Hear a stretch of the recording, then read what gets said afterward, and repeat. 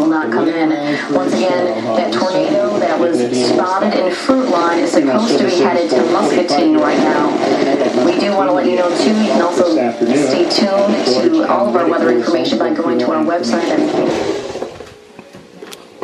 And once again, the latest weather-related information here on AM 860 and 93.1 FM. The tornado warning is in effect until 1 o'clock this afternoon in and the Weiser counties at 12:21.